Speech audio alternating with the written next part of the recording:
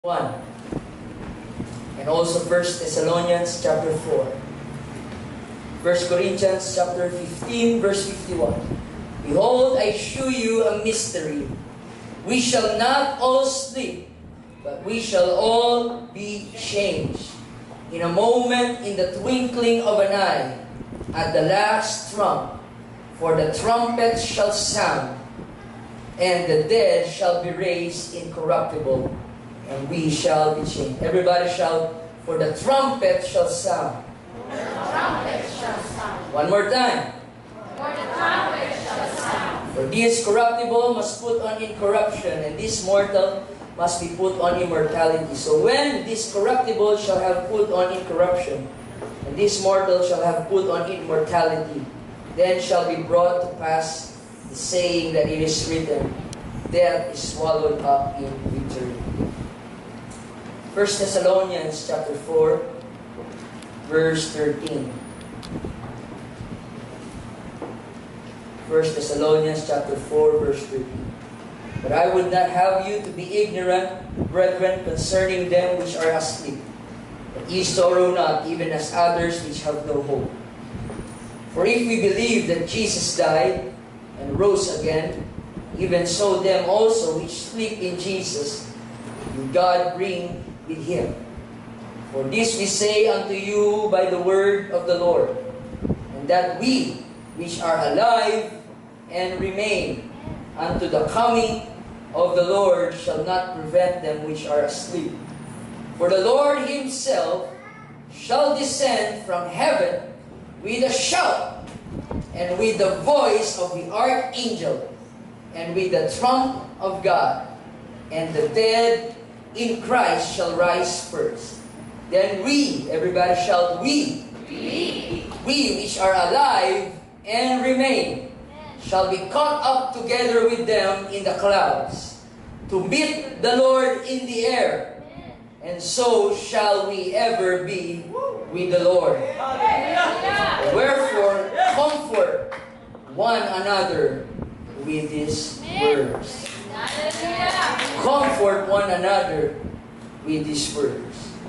Today, our topic, mga kapatid, our subject, I've been praying, mga kapatid, and really struggling for a word for the Lord, but ito po ang message ng Panginoon for us this morning.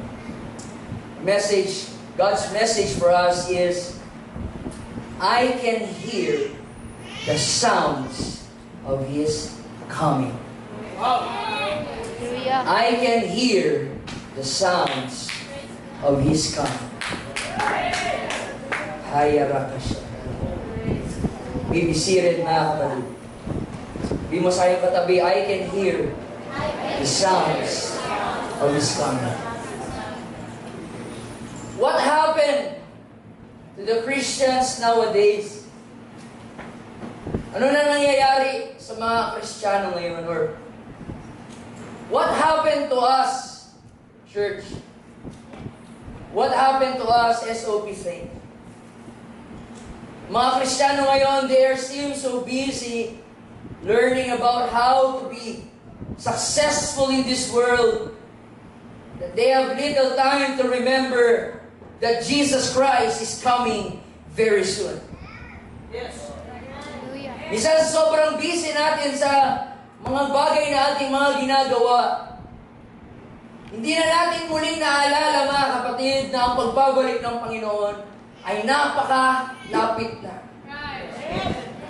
People today are interested in current events, sports world, entertainment, making money, getting married, raising their family, and finishing their education.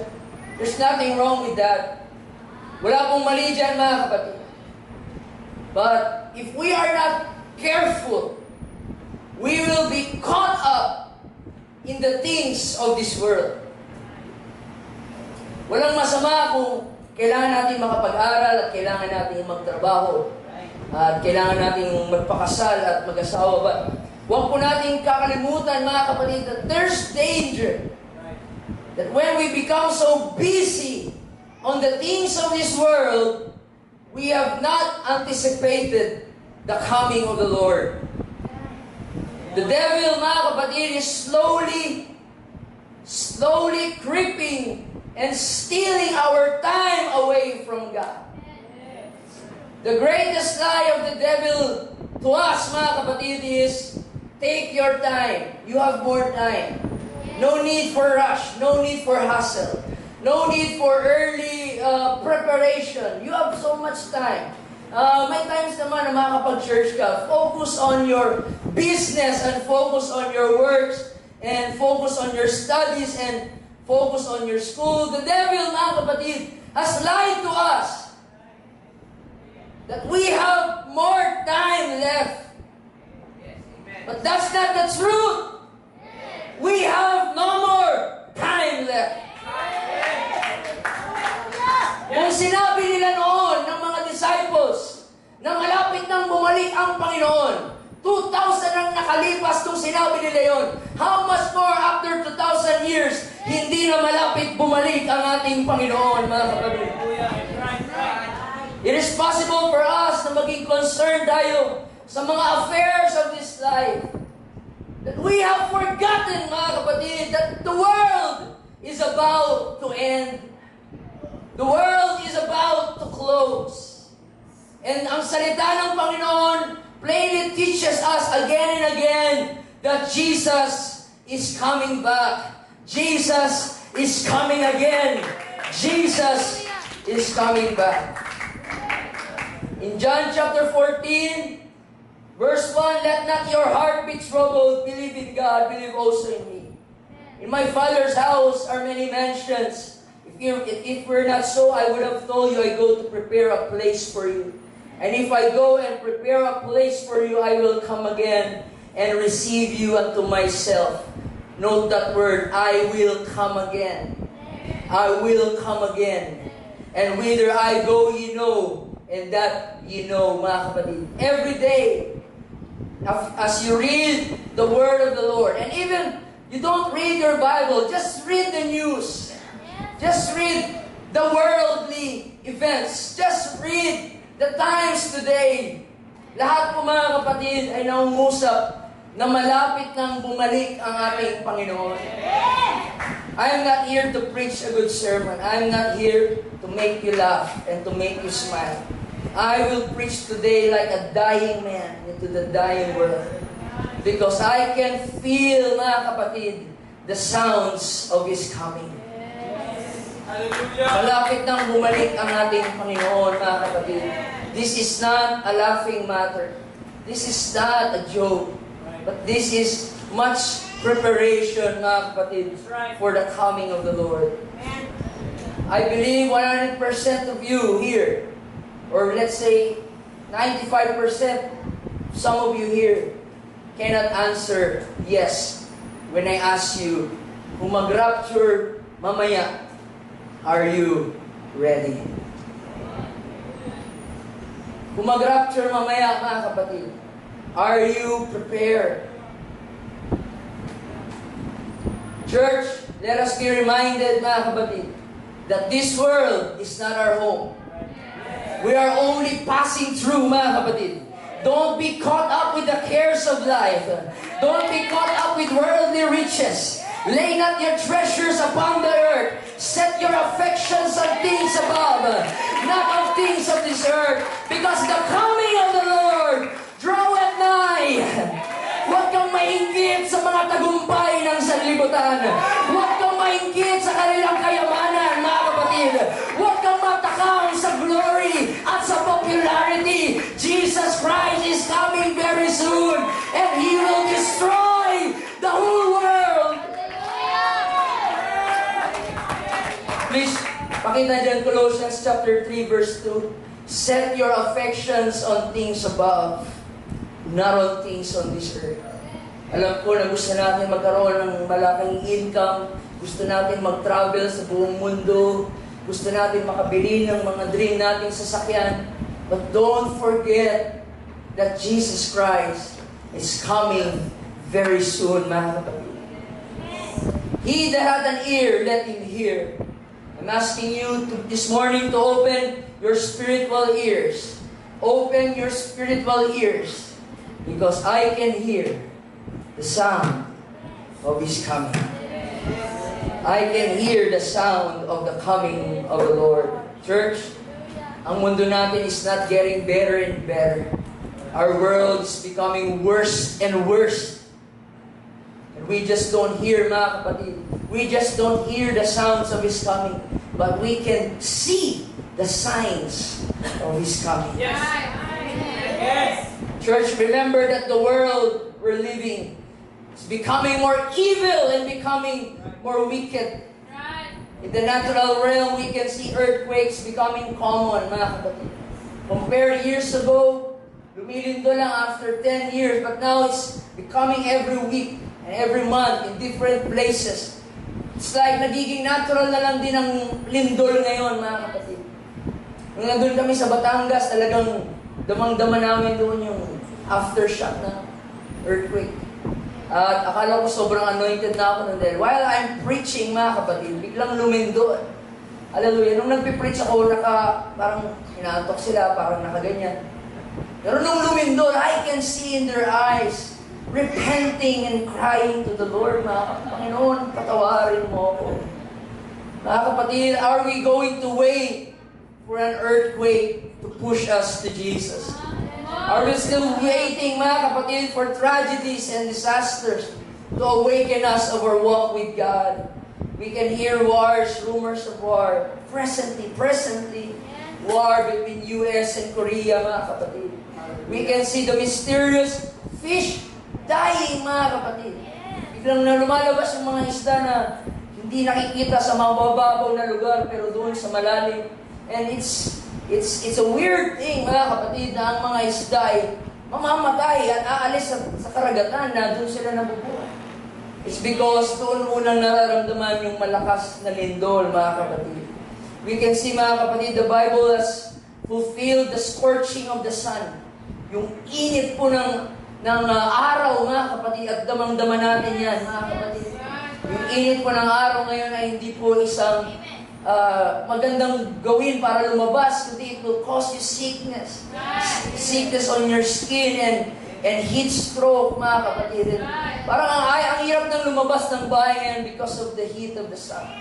We can see different diseases, mga kapatid, mga sakit na wala noon pero ngayon biglang nag-exist. And that's the natural realm. In the spiritual realm, we can see immorality, mga kapatid. We can see the promotion of gays and lesbians in TVs and in media, mga kapatid. We can see na sobrang ina-uplift ngayon ang kabaklaan. Lahat ng magagaling na artista at direktor ay mga bakla, mga kapatid. Sounds like you're proud to be when you are an homosexuals. And we can see, mga kapatid, in US, ewan ko lang dito sa Pilipinas, but here in US, there are many Lucifer churches, mga kapatid, ang naitayo, mga kapatid. Hallelujah. And we can see all of this worldliness and apostasy in the church. Hallelujah. I'm sorry, mga kapatid, but meron po kung kilala nyo yun, meron tayong teacher noon sa Bible school na sobra kong hinahangaan sa holiness. Talagang noon siya pa yung naninita, mga kapatid, ng holiness, mga kapatid. But now I have seen, mga kapatid, her photos, mga kapatid, with the haircut, with the colored hair, with pants, and it's parang hindi ako makapaniwala. Unbelievable! Na ang tao noon, grabe ka devoted in holiness. And ngayon nawala na. It's because we are in the last days of apostasy. There shall be a great falling away. Many, not just few, many of the people in the church will backslide. Many in the people in the church shall wax cold. Many in the people in the church shall turn away their backs on the Lord. Because we are in the last days, mga kapatid. The church of the Lord Jesus Christ, dalawa lang, mga kapatid, ang ating pag-asa. We have hope amidst of this chaos, mga kapatid. Dalawa lang ang kailangan na makamtan ng church, mga kapatid. Number one, we need revival. Revival is the only thing that will help us survive in the last days. That will make us healthy in this unhealthy world, in this sick world, In these last days, mga kapatid, revival is our only hope. Kailangan na natin itigil yung ating mga common, regular, at ordinary service. Wala lang tayo dito for music, for singing, for jumping, and for crying. We need the heaven to come down in this service and let the fire of the Holy Ghost fall. Let the power of the Spirit, let the demonstration of the Spirit. I can see many churches today na puro na lang entertainment, mga kapatid. No more demonstration of the Holy Ghost. The reason why in the book of Acts, grabe ang church growth nila. Hindi dahil meron silang magagandang program, magagandang department, mga kapatid, but they have continued steadfastly in prayer, in fasting, and evangelizing with miracles, signs, and wonders. And I am hungry, mga kapatid, in this church for the demonstration of the apostolic Holy Ghost power. And I pray let there be miracles, signs, and wonders confirming in the church. Hallelujah. The church must stay focused on anticipating the coming of the Lord. Wala tayong ibang focus than to anticipate the coming of the Lord Jesus Christ. Titus chapter 2 verse 13, looking for that blessed hope and the glorious appearing of the great God and our Savior Jesus Christ. Mga kapatid, can I ask favor to you, or can I beg? Don't be caught up with money. Don't be caught up with fame, and don't be caught up with glory. Be ready to be caught up in the second coming of the Lord Jesus Christ, to meet the Lord in the air, in the sweet, sweet by and by. Hallelujah! Hallelujah! Dalawa lang ang hope ng church: revival and rapture. That's our only hope, mga kapatid. Hallelujah! Alam ko kung ano ang missing factor ng church na ito. You know what's the missing factor? It's the sense of urgency. It's the sense of urgency. Christians think today that they still have a lot of time. Marami sa inyo nag-iisip na ang pagbabalik ng Panginoon will be after 100 years. I don't think so. I don't even think after 50 years. May probably lower than 50 years ang pagbabalik na ng ating Panginoon. There must be the sense of urgency that is consuming us. Na ma-realize natin na wala na tayong oras na natitira. Na kailangan na nating kumilos, mga kapatid. Ang sabi ng Sunday school natin kanina, kailan pa? Kailan ka pa magseseryoso sa iyong paglilingkod sa Panginoon? Kailan ka pa mamumuhay ng tama? Kailan mo pa itutuwid ang baluktot mong pamumuhay? Let me tell you, what is the word of the Lord for us today? The word of the Lord is now, now, now. Surrender now. Repent now. Be faithful now. Be holy now. Worship Him now. Because Christ will return in a moment. In a moment, in a twinkling of an eye. Jesus said, behold, I come quickly. Makabilis lang, mga kapatid. According to scientists, yung ating blink of an eye, yung ating kisat mata, ay hindi pa aabot ng 1 second, mga kapatid. Ganon kabilis, mga kapatid, ang pagbabalik ng ating Panginoon. One pastor illustrated na para itong magnet, mga kapatid, na nakalatag dyan lahat ng mga bakal at mga bato. Na pag dinaan dyan yung magnet, ang mga bakal, yun yung aangat. Pero yung mga bato ay mananatili doon sa baba. That's a good illustration, mga kapatid. In the coming of the Lord, mga kapatid, sila that has obeyed the gospel and has committed their life in prayer and in worship unto the Lord. Sa pagbabalik ng Panginoon, God will caught them up at iaangat tayo doon sa alapaap, mga kapatid. Pero ikaw na basta simba lang, ikaw na hindi namumuhay ng ayos, ikaw na hindi seryoso, ikaw na walang commitment sa Panginoon, you will be left behind. Come Lord. Sabi ko nga kay Brother John, hindi ko alam bakit gano'n. Laging ang binibigay sa akin ng Panginoon na message ay heavy. Why is it very heavy? Sabi ni Brother John, gano'n na talaga ngayon, Pastor Earth, sa huling araw. Sa mas lalong babalik ang Panginoon, mas bibigat ang mga mensahe na inyong maririnig, mga kapatid. Because we're not here just to enjoy a sermon. We're not here just to laugh para magpatawa. We're here to be convicted in our hearts, mga kapatid. At makita natin sa ating mga mata, nakasakay na ang Panginoon sa kabayo at ang mga anghel ay nasa kanyang likuran at malapit na silang bababa, mga kapatid, sa mundong ito upang i-judge ang bawat nation, ang bayan ng Israel, ang bawat sinners, mga kapatid. Pero tayo na namumuhay under the Holy Ghost, under the Spirit of the Lord, we will be caught up and meet the Lord in the air. Jesus Christ. Behold, I come quickly. Let me tell you, church, there will be no last-minute preparation sa pagbabalik ng Panginoon. No more last-minute preparation, mga kapatid. Jesus Christ will return suddenly. Suddenly. Suddenly. Na walang nakapag-isip at walang nakakaalam, walang nakatansya, mga kapatid. Biglang darating ang ating Panginoon. No one knows the days or the hour, mga kapatid. Marami po, alam niyo yan, maraming mga tao ang nag-predict. Nagbabalik daw ang Panginoon in 2000, 2012, different year. But still, it is without success. Because it is not our responsibility to know the time. But it is for us to be ready in the coming of the Lord Jesus Christ. Christians should spend their time preparing for Christ's return. At huwag mataon na darating ang Panginoon na hindi ka handa.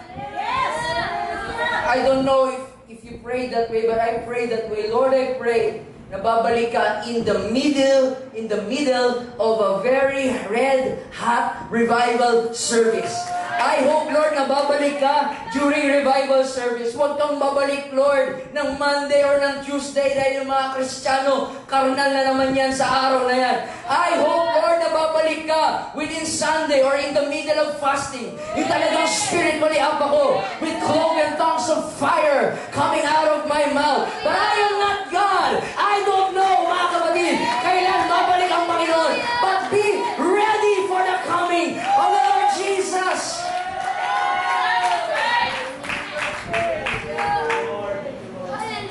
I'll tell you how ready you are. Tanungin mo yung katabi mo. How's your prayer life? Your prayer life will dictate how prepared and how ready you are for the coming of the Lord.